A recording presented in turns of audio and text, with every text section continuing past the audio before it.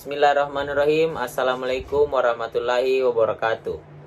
Saya Musamir Rahmat Edi dari kelas 12 IPA 1 akan menjelaskan tentang makromolekul. Jadi makromolekul dibagi menjadi 3, yaitu karbohidrat, protein, dan lipid. Yang pertama yaitu karbohidrat. Dari karbohidrat ini terdapat monosakarida. Monosakarida itu merupakan gula sederhana yang merupakan karbohidrat yang paling sederhana dan tidak dapat diurai atau dihidrolisis lagi menjadi karbohidrat yang lebih sederhana. Dan ini merupakan struktur dari monosakarida tersebut. Struktur monosakarida dapat berupa aldosa atau ketosa. Semua monosakarida mempunyai atom C asimetris. Dalam hal ini, atom C asimetris terjadi jika atom karbon mengikat 4 gugus yang berbeda. Kemudian kita yang kedua, disakarida. Disakarida terdiri dari 2 monosakarida yang terikat melalui sintetis dehidrasi yang membentuk suatu rantai. Ketika disakarida terbentuk, maka akan ada yang akan dihilangkan, sehingga proses pembentukannya disebut sintesis dehidrasi. Disakarida dapat dibelah menjadi 2 monosakarida sederhana dengan menggunakan air kembali atau dihidrolisis. Contoh-contoh disakarida adalah sukrosa atau glukosa ditambah fruktosa. Juga ada laktosa, glukosa dan galaktosa, dan maltosa, glukosa dan glukosa. Ini merupakan struktur dari sukrosa tersebut. Struktur disakarida. Yang pertama yaitu sukrosa. Merupakan disakarida umum yang dihasilkan oleh beberapa tumbuhan seperti tebu dan bit. Jika sukrosa dihidrolisis, maka akan dihasilkan glukosa dan fruktosa. Struktur sukrosa sebagai berikut. Sukrosa tidak dapat mereduksi pereaksi Fehling, Benedict, dan Tollens. Hal ini karena gugus aldehid sukrosa terikat pada fruktosa. Selain itu, sukrosa juga tidak dapat difermentasi. Kemudian polisakarida. Polisakarida merupakan rantai yang panjang dari molekul-molekul gula yang terikat bersama-sama. Di antara polisakarida yang paling terkenal adalah selulosa. Selulosa adalah dinding sel tumbuhan dan para ilmuwan memperkirakan bahwa lebih dari 1 tahun. Contoh polisakarida lainnya adalah aluminium atau zat pati. Ini adalah struktur dari selulosa. Selulosa merupakan polimer yang berantai panjang dan tidak bercabang. Suatu molekul tunggal selulosa merupakan polimer rantai lurus dari 1,4 glukosa. Hidrolisis selulosa dalam HCl 4% dalam air menghasilkan D-glukosa. Protein. Kita memasuki yang kedua yaitu protein.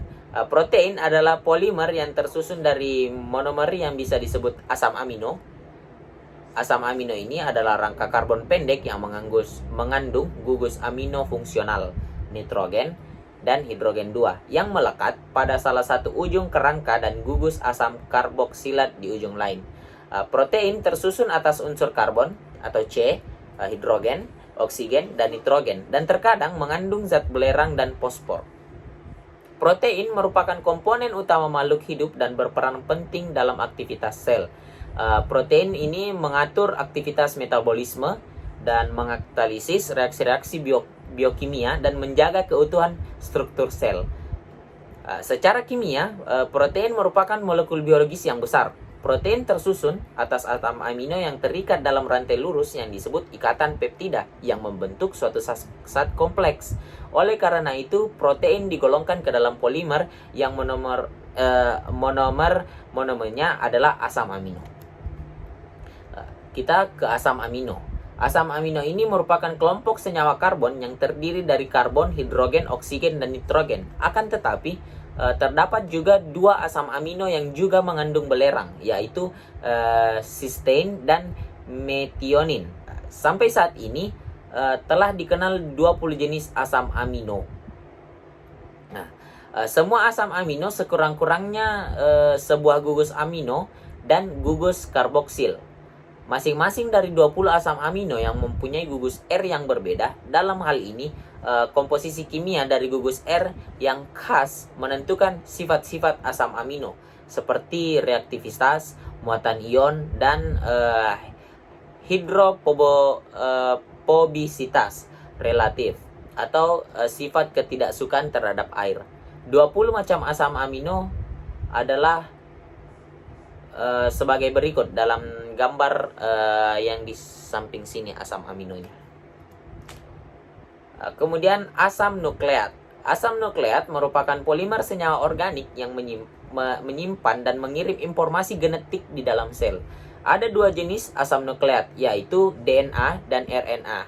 Yang DNA ini berfungsi sebagai materi genetik, sedangkan RNA yang memainkan peran penting dalam menggunakan informasi genetik untuk memproduksi protein. Semua asam nukleat dibentuk dari monomer-monomer yang dikenal sebagai nukleotida. Nukleotida juga menyediakan sumber energi langsung untuk reaksi yang terjadi dalam sel. Setiap nukleotida ini terdiri dari 3 bagian. Yaitu yang pertama adalah sebuah molekul pentosa yang bisa menjadi ribosa atau deokribosa. Yang kedua, sebuah grup fosfat, dan yang terakhir adalah sebuah basa nitrogen. Basa nitrogen yang dimilikinya itu ialah 1 dari 5 jenisnya. 2 diantaranya lebih besar dari yang lain, molekul cincin ganda adenin dan guanin. Basa yang terkecil adalah basa cincin, tunggal timin, sitosin, dan urasil. Kita masuk yang ketiga, yaitu lipid. Lipid merupakan zat lemak yang berperan dalam berbagai sel hidup, seperti halnya karbohidrat dan lipid yang tersusun atas karbon, hidrogen, dan oksigen, serta kadangkala ditambah fosfor dan nitrogen.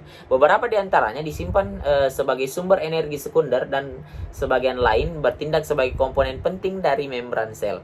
Lipid terdapat pada tumbuhan, hewan, manusia, dan mikroorganisme lainnya. Lipid ini terasa licin dan tidak larut dalam air, tetapi dapat larut dalam alkohol, ether, dan pelarut-pelarut organik lainnya. Lipid ini terdiri dari beberapa jenis, tapi yang terpenting adalah lemak, fosfolipid, dan steroid. Yang pertama adalah lemak. Ini adalah struktur asam lemak jenuh dan tidak jenuh.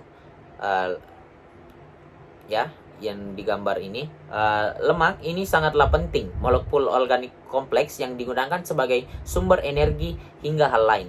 Pembangun lemak adalah sintetis dehidrasi antara molekul gliserol dan asam lemak. Gliserol ini adalah rangka karbon yang memiliki 3 gugus alkohol yang rumus empirisnya adalah C3H4OH3. Asam lemak merupakan rantai karbon yang panjang yang memiliki gugus karboksil. Jika terdapat rantai karbon yang memiliki banyak ikatan hidrogen, maka disebut asam lemak jenuh. Sedangkan disebut tidak jenuh jika atom-atom karbonnya memiliki ikatan rangkap lebih dari 1. Yang selanjutnya adalah steroid. Steroid ini merupakan senyawa turunan lipid yang tidak terhidrolisis. Steroid ini berfungsi sebagai hormon seperti hormon seks, hormon adrenal kortikal, asam empedu, sterol, dan agen anabolisme. Contoh-contoh steroid antara lain adalah kolesterol, estrogen, dan testosteron. Ini adalah beberapa struktur dari steroid tersebut.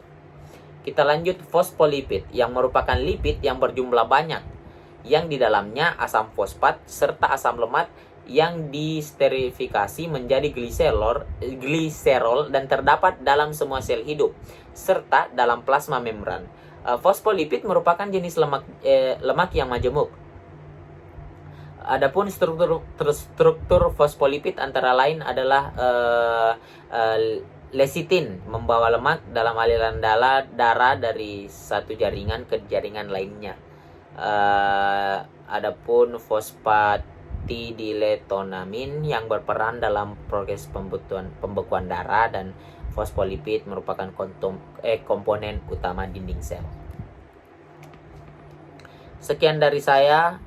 Segala kekurangannya mohon dimaafkan. Assalamualaikum warahmatullahi wabarakatuh. Hayo. Biar kami